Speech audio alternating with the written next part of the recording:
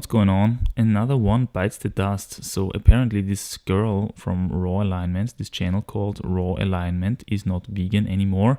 And normally I don't really like to profit off these no longer vegan videos because, it's basically a cheap, easy way to get some views. But this is actually a very huge channel, and not only is it a huge channel, but it's also very girly, very mainstream, very mainstream vegan, new age style that is falling apart here, that stepped up to some honesty, and honestly said that she is not vegan anymore.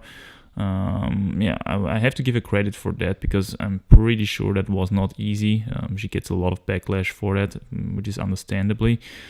But first of all, let's comment on the health stuff that she mentioned about what she said. The first thing she mentioned is a lot of congestion in the nose area, the sinuses, especially in the morning, these mornings when you can't really breathe through your nose. And this can be very related to detoxing cauterized cooked food substances, actually, which haven't been digested properly, but found their way into the system anyway.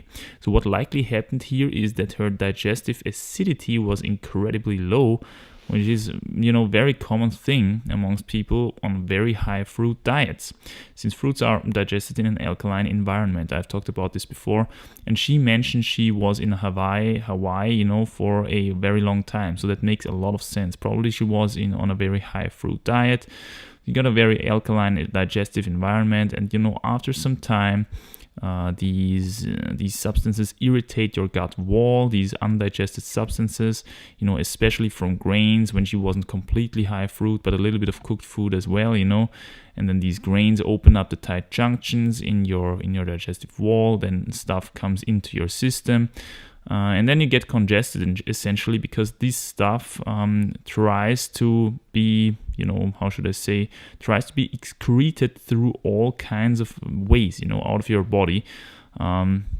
And these pathways, so to say, is the nose, earwax. It's also the tear ducts, when you wake up in the morning and you have these crystallized tear ducts where you can literally break off the stones and stuff like that.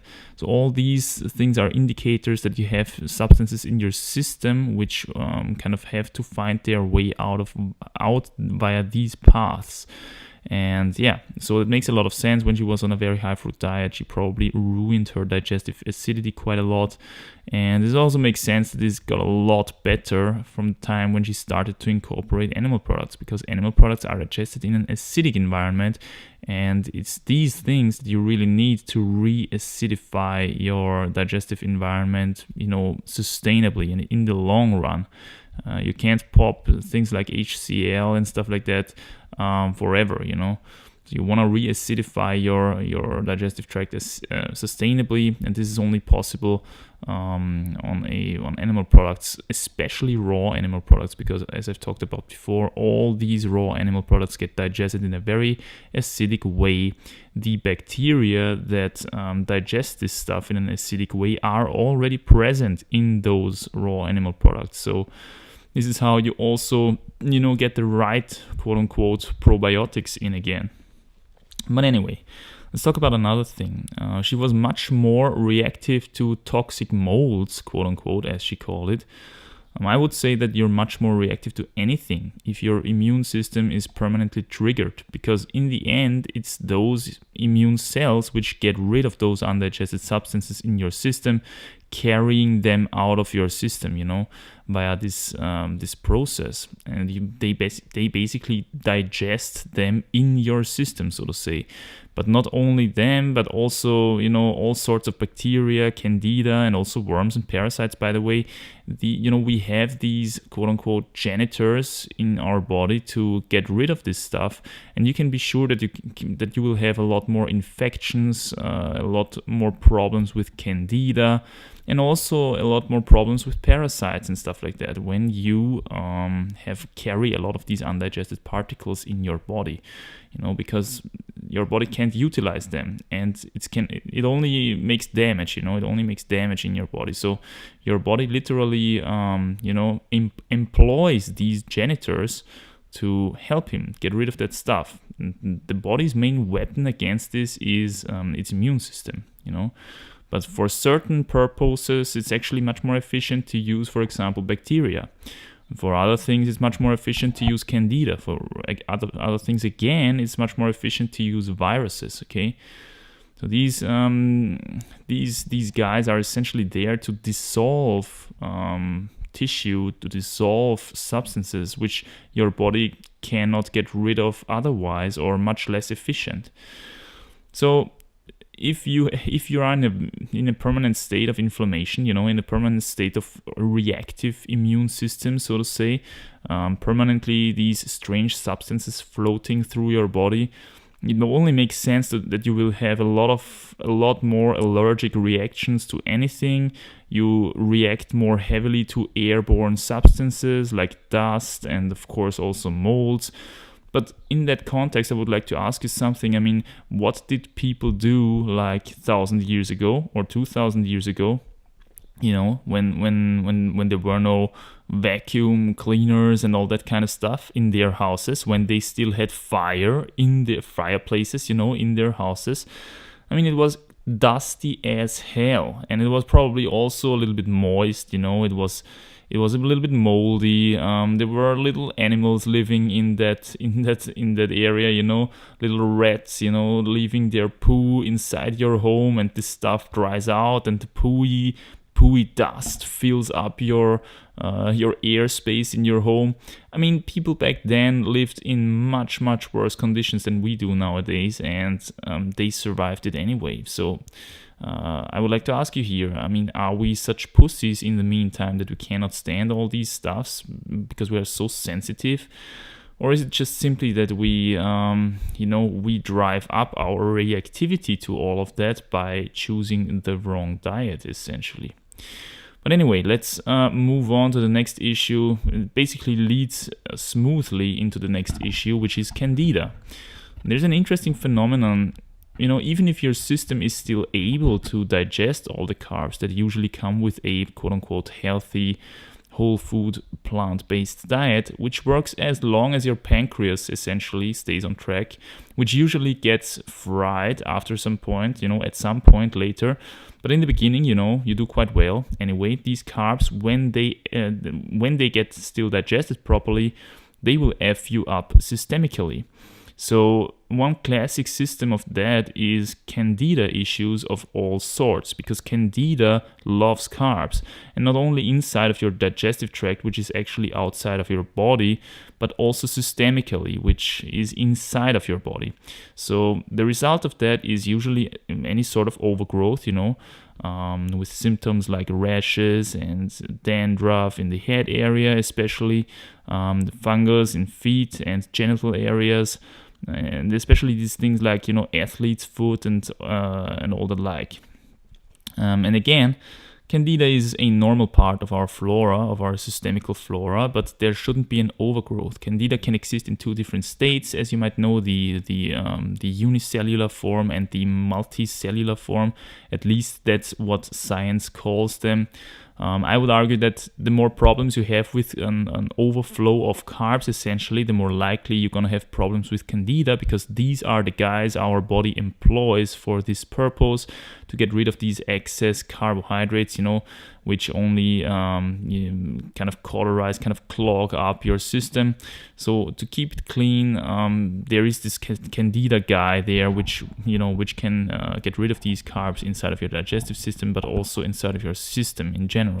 Now, the more you challenge these guys, of course, the more they have to grow to still be able to perform their task. And there seems to be some kind of threshold when this candida, pops into the multicellular form, and then it's becoming a problem, really, because then they create these, these films, these biofilms, which are kind of alkaline, which protect them from the acidity in the digestive tract, and then they can survive and cause all sorts of problems. So you really want to be careful here with those carbs, especially if you can't really utilize them. If you aren't really an athlete who burns these carbs off every day reliably, you know what I'm saying? So that's about the candida thing. The next thing which she mentioned explicitly, which I have to give you credit for because it's kind of personal, is sex drive. Now that's another interesting one. Vegans rarely notice how with time their sex drive diminishes and how they in fact with time become less and less attractive to their surroundings. And this is especially true for females who need even more of those, healthy animal fats to uphold their healthy, attractive fatty tissues, if you know what I'm saying. Additionally, you're lacking cholesterol and other fatty compounds essential to the production of sex hormones. That's why so many lose their period at some point. So you can see here really there is a connection with this whole sexual topic, since the sexual topic is very much connected to these fatty nutrients essentially, which come from animal products, especially raw animal products, especially that raw cholesterol, those raw fatty acids, saturated fatty acids. But not only these. If you're eating healthily raised animals, grass-fed beef, for example, then of course they incorporate these polyunsaturated fatty acids in their tissues as well in a just perfect amount that we can utilize them, that we need them, so to say. For example, the Okinawans have their Okinawa pig, okay, which works for them really well. This is also another healthily raised animal, eats a lot of grass, eats a lot of natural stuff, creates a lot of good fats in its bacon, and that's what they consume then, these Okinawans, and, there's quite a lot of centenarians there. As you know, that's a blue zone. And all this would be not really a problem in a tight family bonding where, essentially your granny, your grandma would tell you in time, honestly and probably very boldly, that you quote unquote don't look good anymore. You look like shit. You look like crap. You don't look good anymore. You're too thin. You're too pale. Let me get some good stuff into you, And it would kind of force feed you the good stuff to make your cheeks puffy again, so to say. But in modern times, where everybody basically lives everywhere and most likely very far away from their relatives, most likely you don't live in the same house as your granny anymore, as it was the case most of the time, like 200, 300 years ago. People don't really notice how they change, and they only are surrounded by shallow friends who aren't really, who don't really have the balls to tell them what's up. These shallow friends will always say, "Hey man, you look good anyway.